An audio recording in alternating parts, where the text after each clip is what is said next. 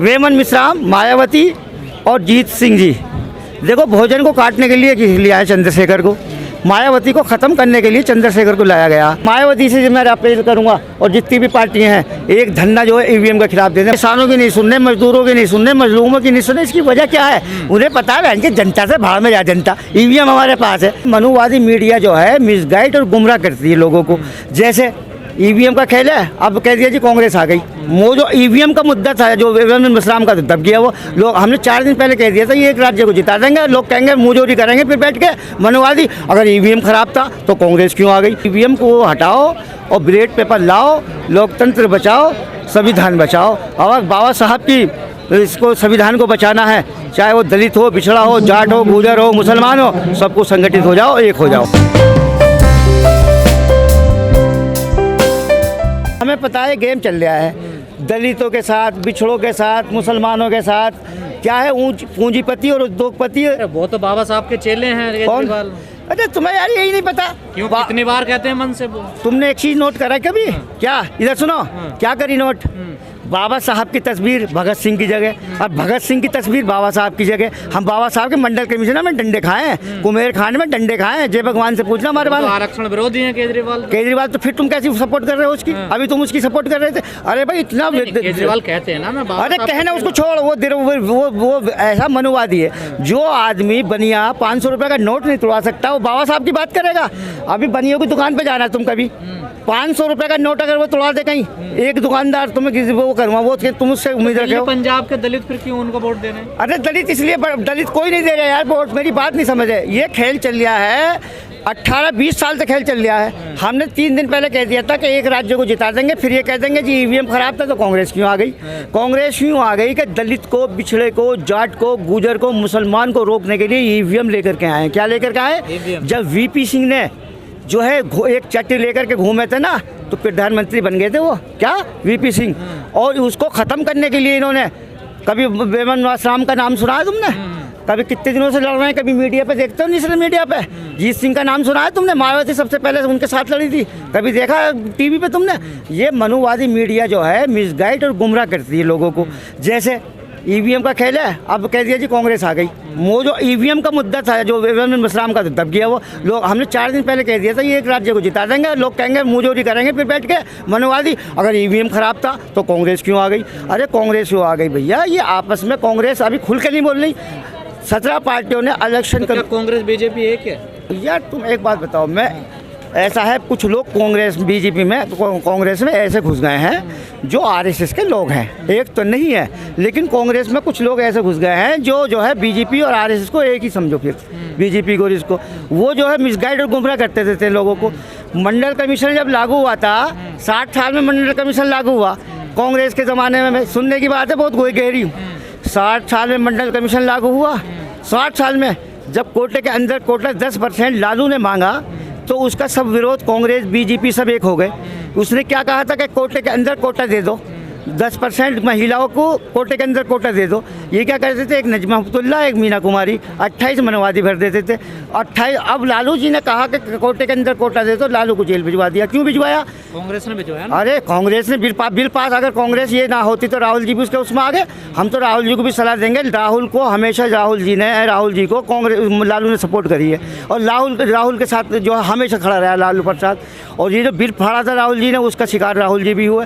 कोटे के अंदर कोटे का मतलब है कि 10% दलित, बिछड़ा, जाट, गुजर, मुसलमान, 10-30% जो महिला है उसके अंदर ये आ जाएंगी। लेकिन उसको क्या हुआ, कोटे के अंदर जब इनका कोटे के अंदर कोटे का नंबर आया, तो इन्होंने एक दिन में राज्यसभा में, दूसरे दिन लोकसभा में, तीसरे दिन नुकते, चौथे दिन तैनात भी हो गए। और मंडल कमीशन को 60 साल लगा दिए। तो ये कानून तो कैसे, अब जैसे मिसाल के तौर पे तुम क्या होगा, माफिया की बात कर रहे हैं, अतीक की बीवी के पीछे, बच्चों के पीछे, सबके पीछे, इसलिए मुसलमान है इसलिए ना। अरे अतीक ने किया था तो अतीक को तुमने इस तरीके से थोड़ी मारोगे। संविधान है बाबा साहब का, जुडिशरी है, मशीनरी है, सीबीआई है, एलआईओ है, समझे। अब तुमने उसको जो है 3-5 पुलिस वाले से करके उसको करा देते हो। किस लिए करते हो? कैसे करोड़ की प्रॉपर्टी जो होती है उसकी, उस पर नज़र होती है उसकी, किसकी?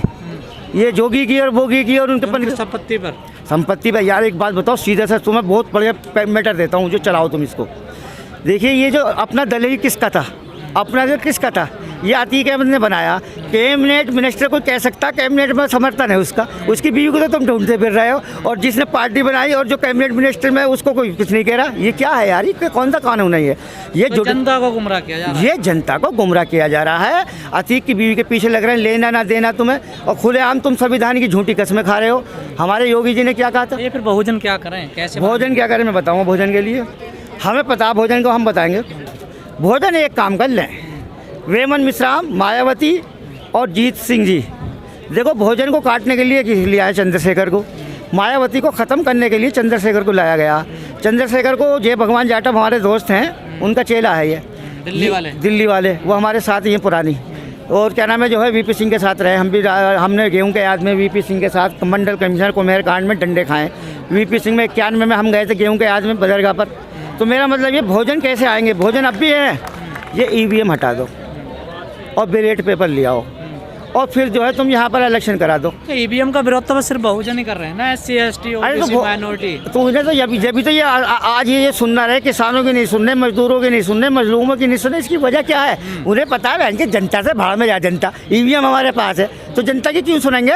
तो ईवीएम के खिलाफ आंदोलन होना चाहिए। आंदोलन जो होना चाहिए सब पार्टियों को, ईवीएम द्वारा बैलेट पेपर आना चाहिए। लोकतंत्र बचाना है, संविधान को बचाना है तो बैलेट पेपर को लाना होगा। वेमन मिश्राम भी हैं और जितनी भी पार्टी, मायावती से मैं अपील करूंगा और जितनी भी पार्टी हैं, एक धरना जो है ईवीएम के खिलाफ दे दें। मायावती जी को 3 दफ़े रोका, मुलायम सिंह को रोक दिया प्रधानमंत्री बनने से, लालू को रोक दिया प्रधानमंत्री बनने से, जो क्या नाम है बिजू पटनायक नहीं है चेहरा, बिजू पटनायक कितना पुराना आदमी है, चंद्रबाबू चेहरा नहीं है, ममता बनर्जी चेहरा नहीं है, ये केजरीवाल क्यों है, कि ये केजरीवाल क्यों है, मैं बताऊंगा। केजरीवाल है बनिया, ब्राह्मण कांग्रेस कौन, ब्राह्मण बीजेपी कौन, ब्राह्मण RSS कौन, ब्राह्मण बनिए की कमेटी वाली है। इन्होंने सबको, दलितों को, पिछड़ों को रोकने के लिए ये ड्रामा रचा है।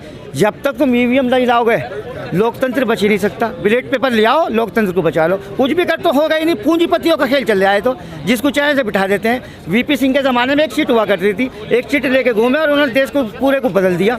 मंडल कमीशन लागू करा तो लोगों ने उन्होंने जने क्या गया गाली बकी, किसने, वो भी तो ठाकुर था, उसने कहा नहीं ये भी हमारे भाई हैं।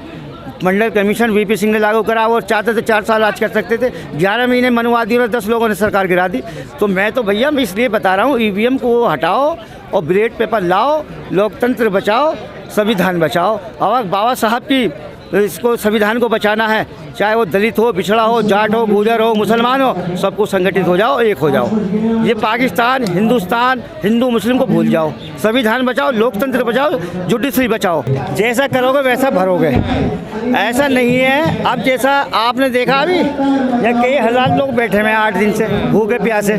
केजरीवाल कल तक क्या कह रहे थे कि हम गरीबों की बात कर रहे थे, मजदूरों की बात कर रहे थे, मजलूमों की बात कर रहे थे। पानी तक जो है उनको पूछने वाला नहीं है कोई। किसको? मजलूमों को उनको बुलडोजर चलवा दिया DDA ने, वो कह रहे मोदी जी ने करा दिया, वो कह दिया मोदी इन्होंने योगी जी ने करा दिया। वो अभी यहाँ पर जो ना कम से कम कई हज़ार लोग बैठे हुए थे। तो अभी वो बंगला बड़ा करने में लगे हुए हैं ना। अरे यार एक बंगला छोटा है यार, 85 करोड़ के तुम जो है पर्दे लगा रहे हो। गलत खबर थी।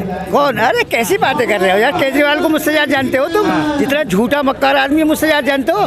कैप्टन अब्बास साहब को लेकर के जो DD न्यूज़ में कुर्बान अली साहब थे, उनके डैडी का नाम था कैप्टन अब्बास साहब, उससे विमोचन मैंने कराया था इस पार्टी का। वो कहते हैं कट्टर ईमानदार हूँ मैं। ईमानदार है भाई, देखो सुनो, इतना बड़ा झूठा और मक्कार हमने देखा ही नहीं आज तक, भगवान कसम।